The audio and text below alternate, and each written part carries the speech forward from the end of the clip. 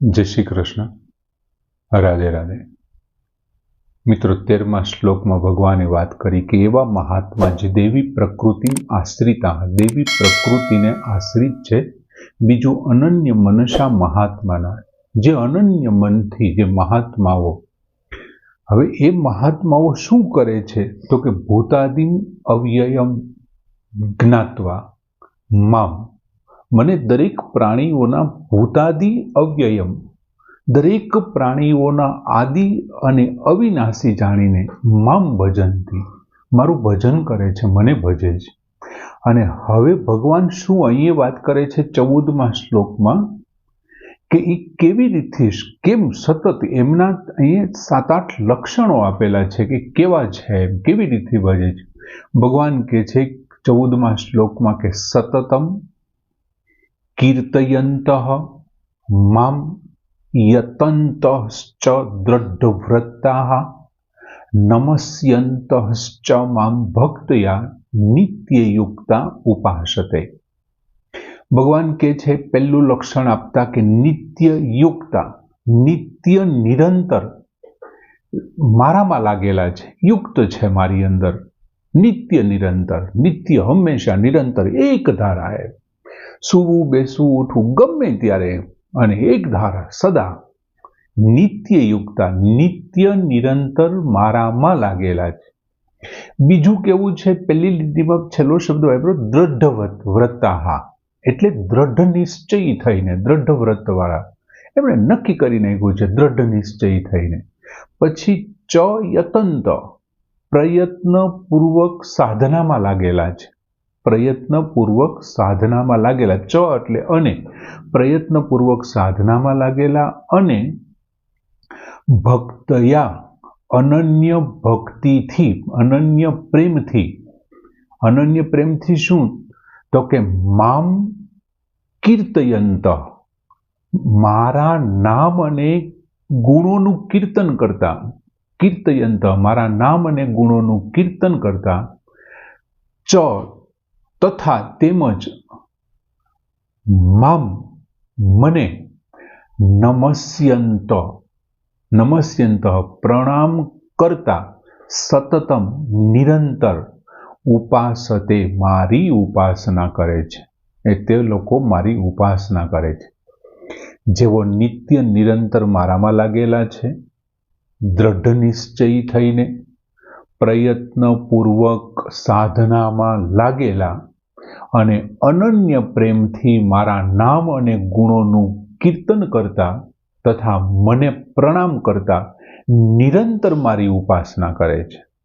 હવે નિત્યયુક્તા શબ્દ ભગવાને પહેલા વાપર્યો. નિત્યયુક્તા એટલે શું તો કે નિત્ય એટલે સદા, કાયમી, યુક્તા એટલે જોડાયેલા.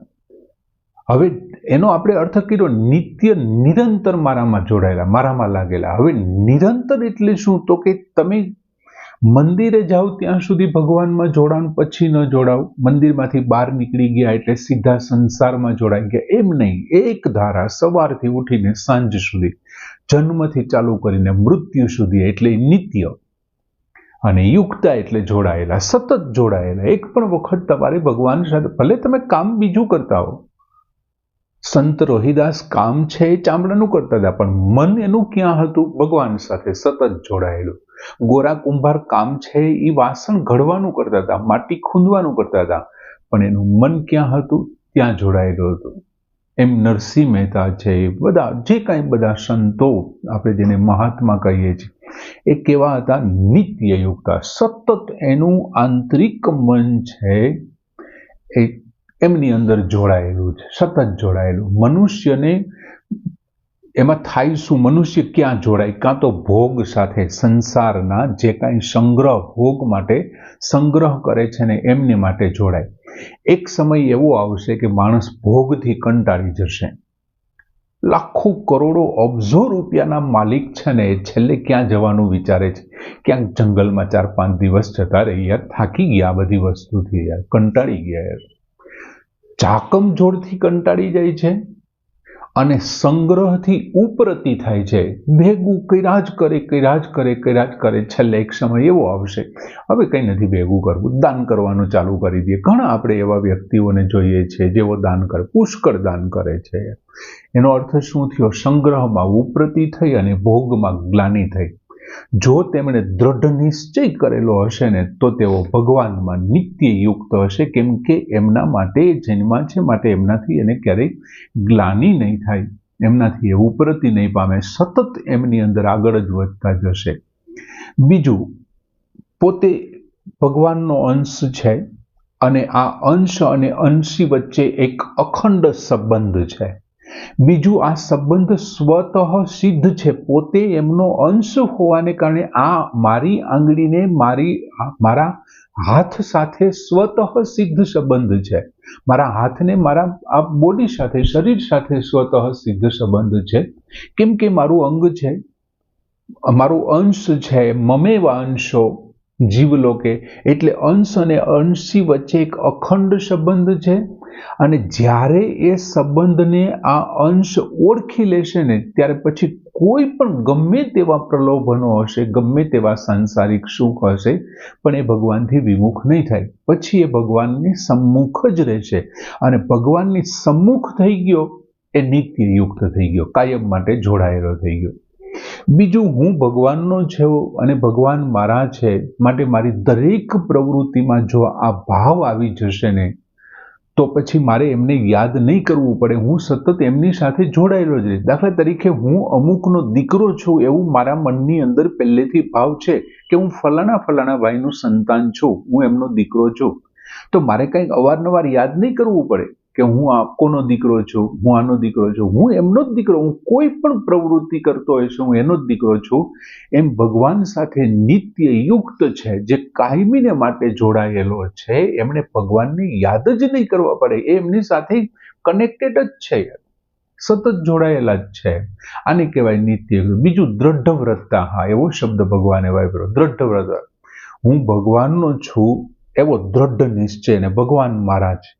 આમની પહેલા પણ આપણે કીધું હતું કે નિશ્ચયાત્મક બુદ્ધિ થઈ જાય, ઈશ્વરને પ્રાપ્ત કરવા માટેની જ્યારે તાલાવેલી ખૂબ વધી જાય ને ત્યારે દ્રઢ નિશ્ચય થાય છે. અને જ્યારે દ્રઢ નિશ્ચય થાય છે ને ત્યારે સાંસારિક કોઈ પણ લોભ, કોઈ પણ પ્રાકૃત પદાર્થ છે એમને લલચાવી નથી શકતા. યાર, એમને નથી લલચાવી શકતા, એ પોતાની રીતે જ આગળ વધતા જાય છે. પછી ત્રીજું એક શબ્દ કીધું, યતંતઃશ્ચ, એટલે પ્રયત્નપૂર્વક. જે પ્રયત્નપૂર્વક એ મારી સાધનામાં લાગેલા છે.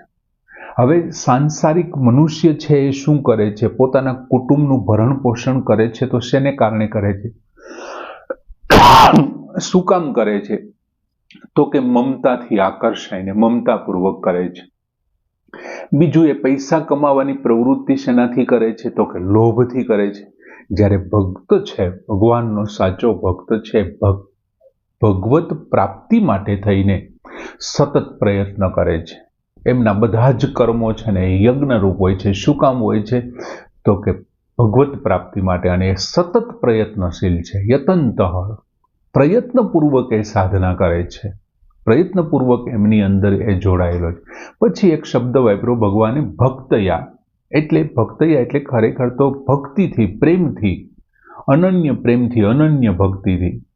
બીજું, ભક્તયા કીર્તયંતઃ મામ, અનન્ય ભક્તિથી કે શું કહે છે, અત્યંત પ્રેમથી મારું ભજન, મારું નામ અને ભજન કીર્તન કરે છે.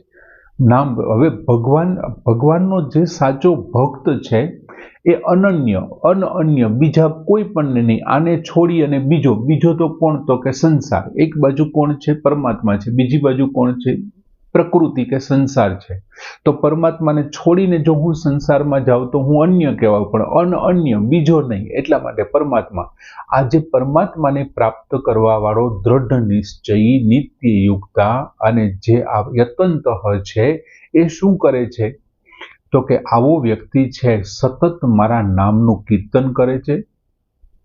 24 કલાક એ જાગતા, સૂતા, સુપ્ત અવસ્થા હોય કે પછી નિંદ્રા અવસ્થા હોય, જાગ્રત અવસ્થા, સુષુપ્ત અવસ્થા, બધી જ અવસ્થામાં એ કીર્તન ચાલુ હોય છે, કાં એના નામ જપ ચાલુ હોય છે. ક્યારેક ક્યારેક એવું બને કે પાઠ કરતો હોય છે, તો ક્યારેક નિત્ય કર્મ કરતો હોય છે. ટૂંકમાં એમની જે વાણી સંબંધી બધી જ ક્રિયાઓ છે ને એ બધું શું થઈ જતું હોય છે, તો કે ભગવત સ્તોત્રમ બની જતું હોય છે. જે કંઈ વાણી સંબંધી ક્રિયાઓ છે સંપૂર્ણ ભગવત સ્તોત્ર છે.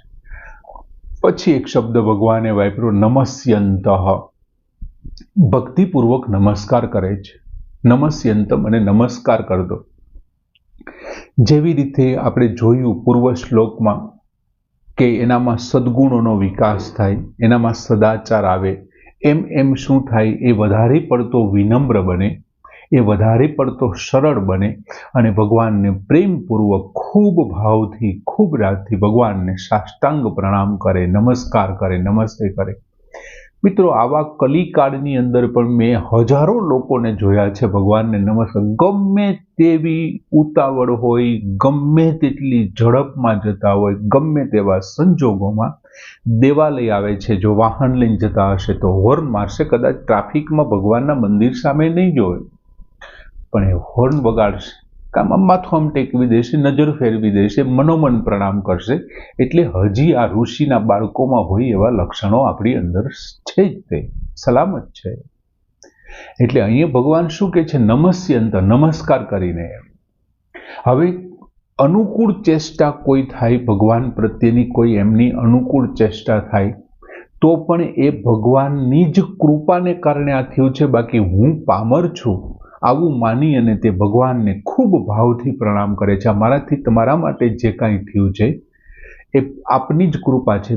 માની લ્યો કોઈ વિહિત કર્મ થયું મારાથી, શાસ્ત્રોમાં કહેલા કોઈ કર્મ, કોઈ મોટા દાન કર્યા, કોઈ તપ કર્યું, કોઈ યજ્ઞ કર્યું, તો જો એ અનુકૂળ થાય કોઈ કાર્ય તો પણ ભગવાનની કૃપાને કારણે આ પૂરું થયું. બાકી મારી એવી ત્રેવડ નહોતી કે હું આ તપ કરી શકું, આ દાન કરી શકું, આ યજ્ઞ, આમ એવી માનીને તે ભગવાનને પાછું નમસ્કાર કરે છે, અવારનવાર તે ભગવાનને પૂજે છે.